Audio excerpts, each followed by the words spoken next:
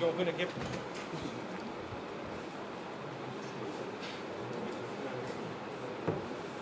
Dides, cukup itu langsung. Print kini aku bantu lah. Ono email kan orang print kini nih. প্রথমতে আজি আমি নিখিল বড়ো ছাত্ৰ সন্থা NDB progressive আৰু joint action কমিটিৰ তৰফৰ পৰা আমাৰ কোকৰাঝাৰৰ সন্মানীয় সাংবাদিকসকললৈ ৰঙালী বিহুৰ শুভেচ্ছা জনাইছোঁ আৰু আপোনালোকৰ থ্ৰুৱেদি অসমবাসী ৰাইজলৈ প্ৰথমতে আমি ৰঙালী বিহুৰ শুভেচ্ছা ইয়াত জনাইছোঁ আৰু সকলোৰে মংগলৰ কাৰণে প্ৰাৰ্থনা কৰিছোঁ। আজি নিখিল বড়ো ছাত্ৰ সন্থা NDB প্ৰগ্ৰেছিভ আৰু পিপুল জইণ্ট একশ্যন কমিটি আমি আমাৰ যি জইণ্ট মুভমেণ্ট গ্ৰুপ আছে জইণ্ট মুভমেণ্ট গ্ৰুপৰ তৰফৰ পৰা আমি প্ৰেছ মিটিং ইয়াত আয়োজন কৰিছোঁ, সংবাদ মেল আমি আয়োজন কৰিছোঁ আৰু এই সংবাদ মেল আপোনালোকে ইতিমধ্যে সকলোৱে জানে যে দীৰ্ঘদিনৰ ধৰি বড়োলেণ্ড আন্দোলন চলি আছে। সেই বড়োলেণ্ড আন্দোলনৰ আজিলৈকে সমাধান আমি পোৱা নাই। চৰকাৰৰ তৰফৰ পৰা এই বড়োলেণ্ড আন্দোলনটো সমাধান কৰাৰ কাৰণে এই সমস্যাটো সমাধান কৰাৰ কাৰণে কোনো ধৰণৰ পদক্ষেপ লোৱা নাই। দীৰ্ঘদিন ধৰি গণতান্ত্ৰিক অহিংস আন্দোলন চলি আছে। আপোনালোক সকলোৱে জানে যে ভাৰতৰ সংবিধানৰ যি আমাৰ অধিকাৰ প্ৰাপ্য অধিকাৰ সেই ন্যায্য প্ৰাপ্য অধিকাৰক লৈ পেলাই এই সংগ্ৰাম চলি আছে। স্বাধীনতাৰ পিছত ভাৰতত বহুত নতুন নতুন ৰাজ্য গঠন কৰা হ'ল, কিন্তু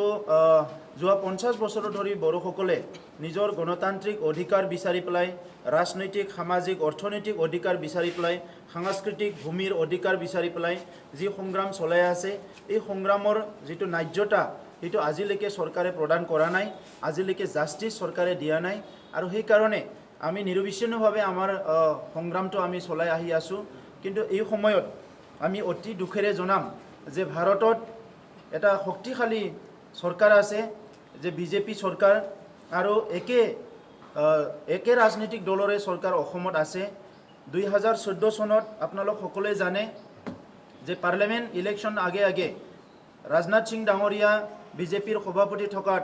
আমি তেখেতৰ লগত আলোচনা কৰিছিলোঁ বড়ো সংগ্ৰামীসকলে আৰু সেই সময়ত তেখেতে ভাৰ্বেলি আৰু ইন ৰিটেন তেখেতে আমাক দিছিলে যে যদি বিজেপিয়ে ক্ষমতালৈ আহে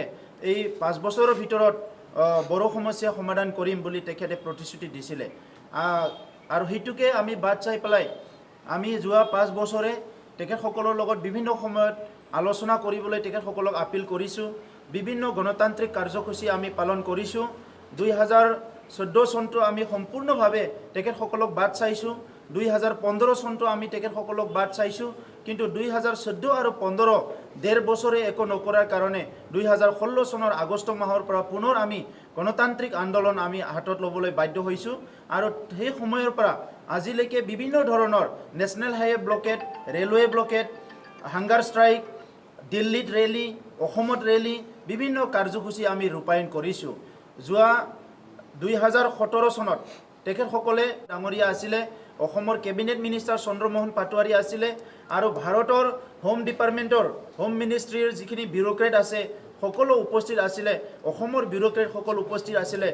আৰু তাত এটা আলোচনা হৈছিলে যে বড়ো সমস্যা সমাধানৰ কাৰণে তেখেতসকলে ফ্ৰিকুৱেণ্টলি আলোচনা কৰিব, ডাইলগটো কণ্টিনিউ কৰিব আৰু বড়ো সমস্যা সমাধান কৰাৰ কাৰণে তেখেতসকলে আগবাঢ়ি আহিব। কিন্তু ইতিমধ্যে 1 বছৰ হ'বলৈ গৈ আছে। অহা 26 এপ্ৰিলত যি আলোচনা সেইটো 1 বছৰ হ'ব আৰু সেই 1 বছৰৰ ভিতৰত কোনো ধৰণৰ পলিটিকেল লেভেলৰ টক তেখেতসকলে আলোচনা কৰাটো আমি দেখিবলৈ নাপালোঁ। আমি শেহতীয়াভাৱে দিল্লীত 18-19ত ৰেলী কৰি আহিলোঁ। যোৱা 15 ফেব্ৰুৱাৰীত কাজলগাঁৱলৈকে ৰেলী কৰিলোঁ। কাছিকট্ৰাৰ পৰা হাজাৰ হাজাৰ ইয়াত অংশগ্ৰহণ কৰি পেলাই বিভিন্ন কাৰ্যসূচী আছে নেশ্যনেল লেভেলত আৰু ৰিজনেল লেভেলত চলি আছে, কিন্তু তেখেতসকলে আমাৰ সমস্যা সমাধান কৰাৰ কাৰণে আগবাঢ়ি অহা নাই। অতি দুখৰ বিষয় যে যিটো পলিটিকেলি যিটো কনষ্টিটিউচনেলি ইলেক্টেড গভৰ্ণমেণ্ট সেই গভৰ্ণমেণ্টৰ কেইজনমান মন্ত্ৰীয়ে খুব দায়িত্বহীনতা এটা কেৰেক্টাৰ তেখেতসকলে শ্ব' কৰি আছে। তেখেতসকলৰ বক্তব্য, তেখেতসকলৰ ষ্টেটমেণ্ট এইটো অতি দায়িত্বহীনতা আমি দেখিবলৈ পাইছোঁ। মাজে মাজে গংগাৰাম আহিৰে নামৰ যিটো ষ্টেট হোম মিনিষ্টাৰ আছে তেখেতে পাৰ্লিয়ামেণ্টত ৰিপ্লাই দিছে যে আমাৰ হাতত ষ্টেট গভৰ্ণমেণ্টৰ পৰা কোনো প্ৰপ'জেল অহা নাই, তেনেকুৱা একো ডিচিশ্যন নাই। শেহতীয়াভাৱে এজন MP ৰিপ্লাইত তেখেতে কৈছে যে মাদাৰ ষ্টেটৰ পৰা কোনো প্ৰপ'জেল নাই। ত্ৰিপুৰাৰ ট্ৰাইবেলেণ্ডৰ ইছ্যুক লৈ পেলাই কুৱেশ্যন সুধিছিলে আৰু তাত কৈছে ত্ৰিপুৰাৰ পৰা কোনো প্ৰপ'জেল নাই আজি সেই কথাটো তেখেতে কোনটোৰ আধাৰত কোনটোৰ বেচিছত কৈছে ভাৰতৰ সংবিধানত আৰ্টিকল 2 আৰু 3 এই দুটা আৰ্টিকলৰ দ্বাৰা ৰাজ্য গঠন কৰিব পাৰে ইয়াত ষ্টেট গভৰ্ণমেণ্টৰ কোনো পাৰ্মিশ্যন কোনো ৰিকমেণ্ডেশ্যন কোনো চেংচনৰ কথা নাই গতিকে আজি ভাৰতৰ পাৰ্লিয়ামেণ্টৰ ৰিপ্ৰেজেণ্ট কৰা এজন মন্ত্ৰীয়ে হোম ডিপাৰ্টমেণ্টক ৰিপ্ৰেজেণ্ট কৰি পেলাই কেনেকৈ এনেকুৱা এটা ইৰেছপনচিবল ষ্টেটমেণ্ট দিব পাৰে সেইটো আমি অতি দুৰ্ভাগ্যজনক বুলি আমি কৈছোঁ আৰু সেইটো আমি গৰিহণা দিছোঁ ভাৰতত নতুন ৰাজ্য গঠন কৰিবৰ কাৰণে তেনেকুৱা কোনো ষ্টেট গভৰ্ণমেণ্টৰ ৰিকমেণ্ডেশ্যনৰ কোনো নজিৰ নাই এটা সময়ত বিহাৰে কৈছিলে আমি কোনো দিনে ঝাৰখণ্ড এইটো আমি হ'বলৈ নিদিওঁ কিন্তু বিহাৰ এছেম্বলিত পাছ নোহোৱাকৈ ঝাৰখণ্ড ৰাজ্য হৈ গ'ল তেলেংগানা গঠন কৰাৰ আগতে অন্ধ্ৰপ্ৰদেশে বিল পাছ কৰিছিলে কোনোদিন মানে তেলেংগানা গঠন কৰা নহ'ব কিন্তু তাৰ পিছতো তেলেংগানা ৰাজ্য গঠন কৰা হ'ল আজি ভাৰতত কনষ্টিটিউশ্যনে এইটো ক্লিয়াৰ কৰিছে আৰু অতিকৈ ইম্পৰ্টেণ্ট যিটো কনষ্টিটিউশ্যনৰ আৰ্টিকল 2 আৰু 3 যিটো নেকি কনষ্টিটিউশ্যনৰ আগভাগতে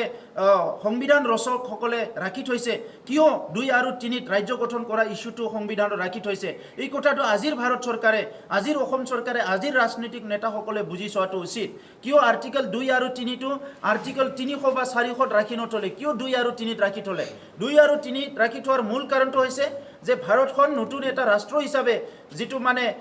500কে অধিক প্ৰিন্সলি ষ্টেটবিলাকক দেশবিলাকক একত্ৰিত কৰি যিহেতু ৰাজ্য গঠন কৰিলে এই ৰাজ্যৰ বিভিন্ন প্ৰান্তৰ দেশৰ বিভিন্ন প্ৰান্তৰ মানুহৰ আকাংক্ষা পূৰণ কৰিব নোৱাৰাৰ কাৰণে বহুত সময়ত ৰাজ্য গঠন কৰাৰ প্ৰয়োজন হ'ব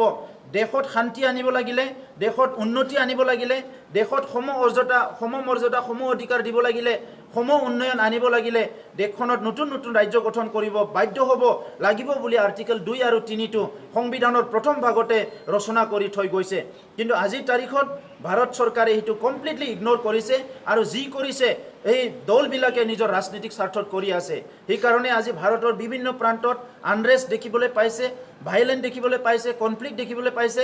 কণ্টিনিউ আন্দোলন দেখিবলৈ পাইছে গতিকে আমি বড়োসকলৰ তৰফৰ পৰা ভাৰত চৰকাৰ আৰু অসম চৰকাৰ আজি বিজেপিয়ে চলাই আছে আৰু তেখেতসকলে দাবী কৰিছে বিজেপি পৃথিৱীৰ সৰ্ববৃহৎ এটা ৰাজনৈতিক দল আমি সেইটোকে ক'ব বিচাৰিছোঁ বিজেপিয়ে ভাৰতৰ সৰ্ববৃহৎ ৰাজনৈতিক দল হৈ পেলাই এটা মিছলীয়া দল হ'ব নালাগে মিছা কথাৰ আশ্ৰয় লৈ পেলাই ৰাজনীতি কৰিব নালাগে যি কথাবিলাক কৈছে সেইটো ইমপ্লিমেণ্ট কৰিব লাগে আৰু সেই কথাবিলাক ইমপ্লিমেণ্ট নকৰাৰ কাৰণে আজি আমাৰ নিচিনা যিটো জনজাতি ভূমিপুত্ৰ সন অফ দ্য ছইল যিসকলে ইণ্ডিজিনাছ মানুহ সেইসকলে অস্তিত্ব সংকটত ভুগিব লগা হৈছে গতিকে আমি ভাৰতৰ উন্নয়ন বিচাৰিছোঁ আমি ভাৰতৰ ধ্বংস বিচৰা নাই আজি চৰকাৰৰ যিটো দেখিছোঁ যে বিউৰোক্ৰেচি আৰু পলিটিক্স ইয়াত বহুত ডিফাৰেঞ্চ আমি দেখিবলৈ পাইছোঁ পলিটিচিয়ানসকলে কমপ্লিটলি এটা ইৰেছপনচিবল এটা ৰোল প্লে কৰাটো আমি দেখিবলৈ পাইছোঁ গতিকে ইণ্ডিয়াত পলিটিক্স কৰাত তেতিয়ালৈকে আন্দোলন চলি থাকিব যোৱা সময়ত বিভিন্ন কনফ্লিক্ট ভাইলেণ্টৰ মাজেৰে বড়োসকল আগবাঢ়ি আহিছে চৰকাৰী পক্ষৰ পৰা বহুত হেঁচা প্ৰয়োগ কৰিছে বহুত আক্ৰমণ কৰিছে দমন কৰিছে য'ত 5,000তকৈ অধিক বড়ো মানুহ শ্বহীদ হ'ল কিন্তু আজিলৈকে বড়োসকলে ভূমিৰ নিৰাপত্তা পোৱা নাই ভাষা সংস্কৃতিৰ নিৰাপত্তা পোৱা নাই অস্তিত্বৰ নিৰাপত্তা পোৱা নাই আইডেণ্টিটি আজিলৈকে থ্ৰিড হৈ আছে এই সকলো কথা লৈ পেলাই নিজৰ আত্মা মৰ্যাদা লৈ পেলাই জীয়াই থকাৰ কাৰণে আত্মা নিয়ন্ত্ৰণৰ কথাটো বড়োসকলে কৈছে আৰু সেইকাৰণে আমি সেইটোকে বিচাৰিম অতি শীঘ্ৰে অসম চৰকাৰ আৰু ভাৰত চৰকাৰ যিসকলে চৰকাৰ চলাই আছে অতি শীঘ্ৰে আমাৰ বড়ো সংগ্ৰামী যিটো গ্ৰুপ আছে ইয়াৰ লগত ৰাজনৈতিক পৰ্যায়ত ত্ৰিপাক্ষিক বৈঠক আলোচনা কৰিব লাগে ডাইলগ আৰম্ভ কৰিব লাগে NDB প্ৰগ্ৰেছিভ অলৰেডি চিজফায়াৰ কৰি কেইবাবছৰ ধৰি চৰকাৰক অপেক্ষা কৰি আছে অস্ত্ৰটো তেখেতসকলে জমা থৈ পেলাই তেখেতসকলে শান্তিৰ প্ৰক্ৰিয়াৰ মাজেৰে চৰকাৰৰ কথা শুনি পেলাই দেশৰ সংবিধানটো সন্মান দি পেলাই আজি তেখেতসকলে এটা সুমীমাংসাৰ কাৰণে বাট চাই আছে কিন্তু চৰকাৰে আগবাঢ়ি অহা নাই শেহতীয়াভাৱে কিৰণ ৰিজিজুৱে যিটো কথা কৈ গ'ল যে আলফাৰ লগত তেখেতে সমস্যা সমাধান কৰিব পৰা যায় আলফাই যি দাবী কৰিছে সেইটো চৰকাৰে এইটো মানে মানি ল'ব পৰা হয় আলফা একত্ৰিত বিভিন্ন কথা কৈ গৈছে আলফাৰ সমস্যা সমাধান কৰাত আমাৰ কোনো বাধা নাই কিন্তু আলফা একত্ৰিত বুলি তেখেতে কেনেকৈ ক'লে এটা আলফাৰ গ্ৰুপে এতিয়াও ম্যানমাৰত আছে এতিয়াও ম্যানমাৰ চাইনাত আছে বুলি চৰকাৰে জানে আৰু তাৰ ওপৰত অপাৰেশ্যন চলাই আছে তাৰ পিছত আলফা একত্ৰিত হ'ল বুলি তেখেতে কেনেকৈ ক'লে আৰু এতিয়া কৈছে যে NDB একত্ৰিত নহয় আজি যি NDPয়ে এটা সময়ত সভাৰেন বিচাৰিছিলে ভাৰতৰ সংবিধানটো মৰ্যাদা দি পেলাই আজি পৃথক ৰাজ্যৰ এটা পৃথক ৰাজ্য গঠনৰ মাজেৰে সমস্যা সমাধান হ'ব লাগে বুলি তেখেতসকলে আলোচনাত আগবাঢ়ি আহিছে আজি চৰকাৰী তৰফৰ পৰা যিটো ডিভাইড এণ্ড ৰুল চৰকাৰী তৰফৰ পৰা যিটো মানে কনস্পিৰেচি সেইটো অতি গৰিহণাযোগ্য আমি এইটো গৰিহণা দিছোঁ আৰু চৰকাৰৰ এপ্ৰ'চটো এনেকুৱা এটা ডিভাইড এণ্ড ৰুল হ'ব নালাগে there should be holistic approach from the side of the government আৰু গভৰ্ণমেণ্টৰ দায়িত্বশীল মানুহবিলাকে আজি এই দায়িত্বটো ল'ব লাগিব কিৰেণ ৰিজিজু ডাঙৰীয়াই অৰুণাচলৰ নৰ্থ ইষ্টৰ পৰা গৈ পেলাই MP হৈছে আমি বহুত আশা কৰিছিলোঁ এজন ট্ৰাইবেল মানুহ হিচাপে তেখেতে ট্ৰাইবেল মানুহ হিচাপে এটা হোম ডিপাৰ্টমেণ্টৰ দায়িত্ব পাইছে হিচাপে যোৱা 50 বছৰে 60 বছৰে 30-40 বছৰে যি সমস্যাবিলাক সমাধান হোৱা নাই কিৰণ ৰিজিজুৰ নেতৃত্বত এই সমস্যাবিলাক সমাধান হ'ব বুলি আমি আশা কৰিছিলোঁ কিন্তু যোৱা 4 বছৰত কিৰণ ৰিজিজুৰ ৰোলটো আমি কোনো এককিঞ্চিত পজিটিভ ৰোল লোৱাটো আমি দেখিবলৈ নাপালোঁ তো সেইকাৰণে আমি কিৰণ ৰিজিজু ডাঙৰীয়াকো আহ্বান কৰিছোঁ যে আপুনি হোম মিনিষ্টাৰ নামত হোম মিনিষ্টাৰ হৈ পেলাই আপুনি ইতিহাস ৰচনা কৰাটো আপোনাৰ সাংঘাতিক ভুল হ'ব আপুনি এবাৰ সুযোগ পাইছে দায়িত্ব পাইছে নৰ্থ ইষ্টৰ যিটো সমস্যা আছে আজি জনজাতিসকলৰ ভূমিৰ সমস্যা আইডেণ্টিটি অস্তিত্বৰ সমস্যা উগ্ৰপন্থী সমস্যা কিয় নৰ্থ ইষ্টৰ ইথনিক কমিউনিটিবিলাক ট্ৰাইবেলবিলাক বন্দুক ল'ব লগা হ'ল কিয় সংগ্ৰাম কৰিব লগা হ'ল এই কথাবিলাক আপুনি সমাধান নকৰিলে ইতিহাসে আপোনাক মাফ নকৰিব এই কথাটো আমি ক'ব বিচাৰিছোঁ গতিকে সদু শেষত মই এইটোকে ক'ব বিচাৰিছোঁ যে আজি আমাৰ বড়ো সংগ্ৰামী দলসকলে বহুত অপেক্ষা কৰিলোঁ আমি শান্তিৰে বাট চালোঁ চৰকাৰৰ ওপৰত আশা কৰিলোঁ আৰু সেই কথাবিলাক লৈ পেলাই আমি বহুত সময়ত সম্পূৰ্ণ ভাইলেন্স কনফ্লিক্টৰ পৰা দূৰত আহি আমি অহিংস আন্দোলন আমি কণ্টিনিউ কৰি আছোঁ কিয়নো আমি চিৰপ্ৰতিজ্ঞ যেতিয়ালৈকে আমাৰ ৰাজনৈতিক অধিকাৰ নাপায় যেতিয়ালৈকে সেল্ফ ডিটাৰমিনেশ্যনৰ অধিকাৰ নাপায় যেতিয়ালৈকে আমি নিজৰ সমস্যা নিজে সমাধান কৰিব পৰা কাৰণে অটনমি যিটো সমস্যা আমাৰ যিটো ক্ষমতা সেইটো নাপাওঁ তেতিয়ালৈকে আমাৰ মানে আন্দোলন চলি থাকিব এইটো যিখিনি বাধা বিঘ্নি নহওক কিয় যিমান ডিভাইড এণ্ড ৰুল নহওক কিয় যিমান কনফ্লিক্ট নহওক কিয় আমাৰ সংগ্ৰাম আমি সদায় চলাই যাম তো সেইকাৰণে আমি চৰকাৰক সকীয়াই দিবলৈ ওলাইছোঁ যিহেতু অহা 26 তাৰিখত 1 বছৰ হ'ব ত্ৰিপাক্ষিক বৈঠক হোৱা নাই এইকাৰণে 26 তাৰিখৰ আগত ত্ৰিপাক্ষিক বৈঠক হ'ব লাগে আমি সেইটো দাবী কৰিছোঁ আৰু অহা 26 তাৰিখলৈ যদি নহয় 26 তাৰিখটো আমি পুনৰ এটা বিট্ৰেল ডে হিচাপে আমি পালন কৰিম আৰু ইয়াৰ লগে লগে আমি হাত সাৱটি বহি নাথাকোঁ ইয়াৰ লগে লগে 2 মাৰ্চৰ পৰা 5 দিনীয়া 2 মে'ৰ পৰা 5 দিনীয়া আমি নেশ্যনেল হাইৱে ব্লকেট কাৰ্যসূচী আমি পালন কৰিম আৰু ইয়াৰ পিছত আমি ইনডিফিনিট পিৰিয়ড আমি বিভিন্ন সংগ্ৰাম আমি চলাই যাম কিন্তু ইয়াৰ পিছতে আমি 36 আৱাৰ চাকা বন এটা প্ৰগ্ৰাম আমি আজি ঘোষণা কৰিছোঁ আমাৰ দাবীটো হৈছে অতি শীঘ্ৰে বড়োলেণ্ড সমস্যা সমাধান হ'ব লাগে প্ৰস্তাৱিত বড়োলেণ্ড অঞ্চলৰ বাহিৰত বসবাস কৰি থকা বড়োসকলৰ ৰাজনৈতিক যিটো অধিকাৰ সেইটো সুনিশ্চিত কৰিব লাগে আৰু 2003 চনত BTC একৰ্ডতে সমাধান হৈ যোৱা কাৰ্বি আংলঙৰ বড়োসকলৰ যিটো হিল ষ্টেটাছ দিয়াৰ কথা আছিলে সেইটো চৰকাৰে কৌশলগতভাৱে পিছুৱাই আছে অতি শীঘ্ৰে কাৰ্বি আংলঙৰ বড়োসকলক কাৰ্বি আংলং NCLছৰ বড়োসকলক ST হিল ষ্টেটাছ দিয়াৰ কাৰণে আমি দাবী কৰিছোঁ শেহতীয়াভাৱে অসম চৰকাৰক আমি দেখিবলৈ পাইছোঁ যিসকল কমিউনিটি যিসকলে আজি ST হ'বলৈ যোগ্য নাই যিসকলে আজি ST হ'বলৈ মানে তেখেতসকলৰ যিটো কেৰেক্টাৰিষ্টিক্স কেটেগৰীটো ফুলফিল নকৰে সেইসকলক আজি ST হোৱাৰ কাৰণে তৎপৰতা জনাইছে কিন্তু যিসকলে অলৰেডি ST যিসকলে অলৰেডি ট্ৰাইব সেই ট্ৰাইবসকলক সাংবিধানিক মৰ্যাদা দিয়াৰ পৰা তেখেতসকলে কৌশলগতভাৱে আজি পিছুৱাই আছে গতিকে আমাৰ কথা স্পষ্ট আমি সমাধান বিচাৰিছোঁ আমি ইয়াত সংঘাত আনিব বিচৰা নাই আমি কোনো ধৰণৰ ভাইলেন্স বিচৰা নাই আন্দোলনৰ নামত আন্দোলন কৰিব বিচৰা নাই আমি ভাৰতৰ নাগৰিক হিচাপে ভাৰতৰ খিলঞ্জীয়া মানুহ হিচাপে ভাৰতৰ সংবিধানে যিখিনি অধিকাৰ আমাক প্ৰদান কৰে ধন্যবাদ সাংবাদিক বন্ধুসকল বড়োসকলে নিজৰ ৰাজনীতিৰ অধিকাৰ লাভ কৰিবৰ কাৰণে আজি 50 বছৰ ধৰি সংগ্ৰাম কৰি আহিছে আৰু তাৰে এটা অংশ হিচাপে আমি NDP প্ৰগ্ৰেছিভ হিচাপে 2005 চনত স্বীকাৰ কৰি আজি 13 বছৰে শান্তি আলোচনাত আছোঁ আমি ইতিমধ্যে ভাৰত চৰকাৰৰ লগত ত্ৰিপাক্ষিক বৈঠক হিচাপে 15বাৰ আলোচনা কৰিলোঁ আৰু যিজন মধ্যস্থতাকাৰী আমাৰ লগত আলোচনা কৰিবৰ কাৰণে চৰকাৰে নিযুক্তি দিছে তেখেতৰ লগত আমি 27 বাৰ আলোচনা কৰিলোঁ কিন্তু অকল আলোচনাৰ নামত আলোচনা হৈ থকা হৈছে কিন্তু আলোচনাৰ যোগেদি যিখিনি অগ্ৰগতি লাভ কৰিব লাগিছিল তেনেকুৱা হোৱা নাই আৰু ইয়াৰ একমাত্ৰ কাৰণটো হ'ল ভাৰত চৰকাৰ বড়ো সমস্যা সমাধান কৰিবৰ কাৰণে ইচ্ছুক নহয়। আৰু সেইকাৰণে আমি যোৱা 2012 চনৰ পৰা অল বড়ো ষ্টুডেণ্টছ ইউনিয়নৰ লগত একত্ৰিতভাৱে আন্দোলনৰ কাৰ্যসূচী লৈছে, আলোচনাও চলি আছে, কিন্তু তাৰ লগতে আমি আন্দোলনো কৰি আছোঁ। আৰু ইয়াৰ যোগেদি আমি ভাৰত চৰকাৰক হেঁচা প্ৰয়োগ কৰি আছোঁ যে বড়োসকলৰ সমস্যা বহুদিনীয়া দীৰ্ঘদিনীয়া, আৰু ইয়াক ভাৰতৰ বিভিন্ন ঠাইত যেনেকৈ সুকীয়া ৰাজ্যৰ দাবীৰ প্ৰতি সঁহাৰি জনাই সমাধান কৰিছে, তেনেকৈ বড়োসকলৰ সমস্যাটো সমাধান কৰিব লাগে। যিহেতু আমি যি বিচাৰিছোঁ, সংবিধানৰ গণ্ডিৰ ভিতৰত বিচাৰিছোঁ, আমি যি অধিকাৰ বিচাৰিছোঁ, আমি ইয়াৰ ভূমিপুত্ৰ হিচাপে যিখিনি অধিকাৰ পাব লাগে, আমাৰ সুকীয়া বৈশিষ্ট্য ৰাখি জীয়াই থকাৰ অধিকাৰ, আত্মসন্মানে জীয়াই থকাৰ অধিকাৰ, ভূমিৰ অধিকাৰ, আমাৰ ভাষা সাংস্কৃতিক ৰক্ষা কৰাৰ অধিকাৰ, সেইখিনি বিচাৰি আমি যিহেতু সংগ্ৰাম কৰিছোঁ বড়োসকলে বিভিন্ন দল সংগঠনে, আৰু ইয়াৰ প্ৰতি চৰকাৰে যথাযথ সাংবিধানিক ন্যায্যতা আমাক দান কৰিব লাগে, দিব লাগে। আৰু সেইকাৰণে আমি আজি সংবাদমেলৰ যোগেদি ভাৰত চৰকাৰক ইয়াকে সকীয়াইছোঁ যে বড়োসকলৰ যি অধিকাৰ, ইয়াক বঞ্চিত কৰি ৰখাৰ অধিকাৰ ভাৰত চৰকাৰৰ নাই। বড়োসকলে ভূমিপুত্ৰ হিচাপে জীয়াই থকাৰ যিসকলো সুবিধা, যিসকলো অধিকাৰ পাব লাগে, সেইখিনি দিব লাগে। অন্যথা বড়োসকলে আন্দোলন ষ্টপ নকৰে, আন্দোলন চলাই থাকিব। আৰু আমি নিবিচাৰোঁ যে আন্দোলনৰ জৰিয়তে অশান্তিৰ সৃষ্টি হওক, বা আন্দোলনৰ জৰিয়তে বড়োলেণ্ড অঞ্চলত বসবাস কৰা আটাই জাতি জনগোষ্ঠীৰ অসুবিধা হওক, বা উন্নয়নৰ বিকাশৰ কাম স্তব্ধ হওক, সেইটো আমি নিবিচাৰোঁ। সেইকাৰণে শান্তিৰ স্বাৰ্থত,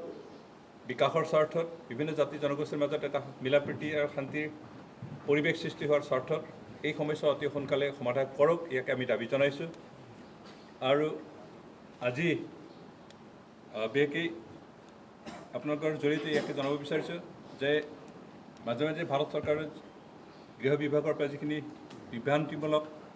ষ্টেটমেণ্ট দিয়ে, সেই ষ্টেটমেণ্টবোৰ বন্ধ কৰিব লাগে। বিশেষকৈ কেইদিনমান আগতে গৃহ ৰাজ্যমন্ত্ৰী মিষ্টাৰ আহিৰে আৰু মিষ্টাৰ ৰিজিজুৱে যি বক্তব্য দিছে, ই সম্পূৰ্ণ বিভ্ৰান্তিমূলক, ভিত্তিহীন আৰু মিছা বক্তব্য তেওঁলোকে দাঙি ধৰিছে। যে মিষ্টাৰ আহিৰে কৈছিল যে কোনো এখন ৰাজ্যৰ সৃষ্টি হ'ব লাগে, সেই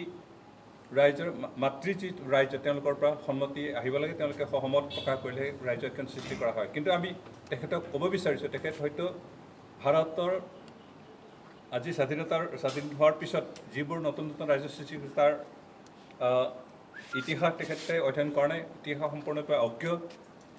যে কোনো এখন ৰাজ্য সৃষ্টি কৰোঁতে সেই ৰাজ্যৰ মাতৃ যি ৰাজ্য, তেওঁলোকৰ সন্মতিৰ প্ৰয়োজন নাই। কাৰণ ভাৰতীয় সংবিধানৰ আৰ্টিকল 2(3) স্পষ্টকৈ দিয়া আছে যে ভাৰত চৰকাৰ, কেন্দ্ৰীয় চৰকাৰে ইচ্ছা কৰিলে কোনো ৰাজ্যক এখন ৰাজ্যক দুখন কৰিব পাৰে, বা দুখন ৰাজ্যক একত্ৰিত কৰি এখনো কৰিব পাৰে, তেনেকুৱা অধিকাৰ ভাৰতীয় সংবিধানে দিছে। কিন্তু তেনেকুৱা থকা স্বত্বেও আজি তেখেতে কিহৰ ওপৰত ভিত্তি কৰি যে মাতৃ ৰাজ্যই সন্মতি দিলেহে নতুন ৰাজ্য সৃষ্টি কৰা হ'ব, আৰু তেনেকুৱা কোনো ৰাজ্যই এতিয়ালৈকে সন্মতি দিয়াৰ কাৰণে ভাৰত চৰকাৰে নতুন ৰাজ্য সৃষ্টি কৰাৰ এটা সিদ্ধান্ত বা পলিচি লোৱা নাই, এই বক্তব্য তেওঁ দিছে। সেইটো আমি প্ৰতিবাদ কৰিছোঁ, কাৰণ ই সম্পূৰ্ণ সংবিধান বিৰোধী বক্তব্য। আৰু তেওঁলোকৰ চৰকাৰ যে বিভিন্ন জাতি জনগোষ্ঠীয়ে নিজৰ অধিকাৰলৈ যি সংগ্ৰাম কৰিছে, সেই সংগ্ৰামবোৰ সমাধান কৰিবৰ কাৰণে যে চৰকাৰৰ ইচ্ছা নাই, সেই কথাটোকে প্ৰকাশ কৰিছে। তাৰপিছত মিষ্টাৰ কিৰেণ ৰিজিজুৱে বিশেষকৈ NDABৰ ক্ষেত্ৰত এটা বক্তব্য দিছে যে NDAB বিভক্ত আৰু তেওঁলোকৰ দাবীৰ কোনো মিল নাই। এজনে এটা গ্ৰুপে এটা কথা কয় আৰু আনটো গ্ৰুপে বেলেগ এটা কথা কয়। সেইকাৰণে তেওঁলোকৰ ক্ষেত্ৰত সমস্যা সমাধান কৰাৰ কিছু অসুবিধা আছে আৰু কিছু সময় লাগিব। কিন্তু আমি কৈছোঁ যে ভাৰত চৰকাৰে এতিয়ালৈকে অকল NDAB প্ৰগ্ৰেছৰ লগতহে আলোচনা কৰি আছে। ৰঞ্জন দেৱাৰী গ্ৰুপৰ যি NDAB, তেখেতসকলৰ লগত ফৰ্মেলি এতিয়ালৈকে আলোচনা কৰা নাই। আৰু সেইকাৰণে মই প্ৰশ্ন কৰিব বিচাৰিছোঁ যে দুটা ফৈদৰ সংগঠনৰ লগত আলোচনা নকৰাকৈ তেখেতে দুটা ফৈদৰ দাবীবোৰ বেলেগ বেলেগ বুলি কেনেকৈ জানিলে, কি সূত্ৰত তেখেতে এই বক্তব্যখিনি ৰাখিছে? তেখেতৰ এই বক্তব্য সম্পূৰ্ণ ভিত্তিহীন। তেখেতক আমি বহুত আশা কৰিছিলোঁ তেখেতৰ ওপৰত আমাৰ নিজৰ ওচৰ চুবুৰীয়াৰ ৰাইজৰ এজন দায়িত্বশীল ব্যক্তি হিচাপে গৃহমন্ত্ৰী হৈছে আৰু সেইকাৰণে তেওঁ নিজে জনজাতীয় লোক হোৱাৰ কাৰণে আমি বহুত আশা কৰিছিলোঁ, কিন্তু তেখেতে জনজাতীয় সমস্যাসমূহ সমাধান কৰিবৰ কাৰণে সম্পূৰ্ণৰূপে বিফল হৈছে আৰু কেন্দ্ৰীয় মন্ত্ৰী হিচাপে নিজৰ অঞ্চলত যিখিনি কাম কৰিব লাগিছিল, যিখিনি আশা ৰাইজে কৰিছিল তেখেতৰ পৰা, এই সকলোবোৰ ফুলফিল কৰিব পৰা নাই আৰু তেওঁ এজন ব্যৰ্থ মন্ত্ৰী। তেখেতে নিজৰ ব্যৰ্থতা থাকিবৰ কাৰণে আবুল তাবুল বকি তেওঁলোকৰ চৰকাৰ যে বিফল হৈছে এই কথাখিনি ঢাকি ৰাখিব বিচাৰিছে আৰু এই কথাক আমি গৰিহণা দিওঁ। বিশেষকৈ আমি আজি অসম চৰকাৰ আৰু ভাৰত চৰকাৰৰ ওচৰত এটাই দাবী যে যিহেতু আমাৰ আলোচনা আজি এবছৰে হৈ গ'ল, 2017 চনৰ 26 এপ্ৰিলত আলোচনা হৈছিল পলিটিকেল লেভেলত, আৰু এই আলোচনাৰ ক্ষেত্ৰত আলোচনাৰ সময়ত যিহেতু ৰাজনাথ সিং ডাঙৰীয়াই কথা দিছিল যে আলোচনা কণ্টিনিউ কৰা হ'ব, কাৰণ আলোচনা চলি থাকিলে সমস্যা সমাধানৰ পথ মুকলি হয়। আমি আশা কৰিছিলোঁ আৰু সেইমতে আমি আশা কৰিছিলোঁ অন্ততঃ 3 বা 4 মাহৰ মূৰত এবাৰকৈ আলোচনা হ'ব, কিন্তু সম্পূৰ্ণ এবছৰ হ'ব অহা 26 তাৰিখে আহিলে। এই বছৰে আলোচনাৰ নামত একো যোগাযোগ চৰকাৰৰ পৰা আমি পোৱা নাই আৰু সেইকাৰণে আমি আজি প্ৰেছ মেইলৰ জৰিয়তে চৰকাৰৰ ওচৰত আহ্বান জনাইছোঁ, চৰকাৰক এটা সকীয়াইছোঁ যে অহা 26 এপ্ৰিলৰ আগতে আলোচনা অনুষ্ঠিত হ'ব লাগে আৰু যদি অনুষ্ঠিত নহয় তেতিয়াহ'লে অহা 26 এপ্ৰিল তাৰিখটো আমি বিশ্বাসঘাতকতা দিন হিচাপে পালন কৰিম আৰু এই কাৰ্যৰ জৰিয়তে আমি ভাৰত চৰকাৰৰ ওচৰত প্ৰতিবাদ জনাম যে ভাৰত চৰকাৰ এটা বিশ্বাসঘাতক মিছলীয়া চৰকাৰ বুলি আমি ঘোষণা কৰিম। তাৰপিছত আমি 2 মে তাৰিখৰ পৰা নেশ্যনেল হাইৱে ব্লকেট 5 দিনৰ কাৰণে অৰ্গেনাইজ কৰিম। তাৰপিছত চৰকাৰে যদি আলোচনা কৰিবৰ কাৰণে বিফল হয় তেতিয়াহ'লে আকৌ তাৰ ঠিক পিছতে আমি 36 ঘণ্টীয়া চকা বন্ধ এটা ঘোষণা কৰিছোঁ আৰু আজি ইয়াৰ যোগেদি আমি দাবী কৰিব বিচাৰিছোঁ যে বড়ো সমস্যা ভাৰত চৰকাৰে অতি সোনকালে সমাধান কৰিব লাগে আৰু আলোচনা সমাধান আমাৰ সমস্যা সমাধান কৰিবৰ কাৰণে অতি সোনকালে পলিটিকেল লেভেলত আলোচনা অনুষ্ঠিত কৰিব লাগে। তাৰপিছত প্ৰপ'জ বড়োলেণ্ডৰ বাহিৰত থকা যিসকল বড়ো জনগোষ্ঠী আছে তেওঁলোকৰ ভূমি আৰু ৰাজনৈতিক অধিকাৰ নিশ্চিত কৰিব লাগে, নিশ্চিত কৰিবৰ কাৰণে ব্যৱস্থা ল'ব লাগে আৰু লগতে 2003 চনত BTC চুক্তি কৰোঁতে কাৰ্বি আংলং বড়োসকলৰ ST হিল ষ্টেটাছ দিয়াৰ এটা যি এটা চুক্তি হৈছিল, যি চাকৰি হৈছিল সেইটো ইমপ্লিমেণ্ট কৰিব লাগে আৰু এইখিনি কৈ আমি ভাৰত চৰকাৰক ওচৰত আমাৰ সমস্যা সমাধান কৰিবৰ কাৰণে দাবী উত্থাপন কৰিছোঁ। Thank you.